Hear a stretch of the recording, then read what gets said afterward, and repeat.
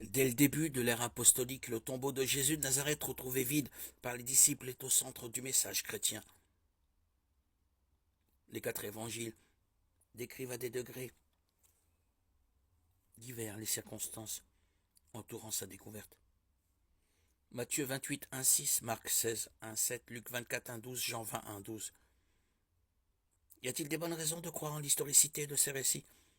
Une enquête impartiale doit-elle conclure que le tombeau de Jésus a bel et bien été trouvé vide le matin de Pâques? Plusieurs arguments ont convaincu plus d'un historien que c'était bien le cas. D'abord, l'emplacement du tombeau de Jésus était certainement connu des chrétiens comme de non-chrétiens. Certes, la plupart des crucifiés étaient jetés dans une fosse commune réservée aux criminels de droit commun, ou tout simplement laissés sur la croix jusqu'à ce que les oiseaux et les autres charognards les dévorent. Mais ce n'était pas le cas de Jésus.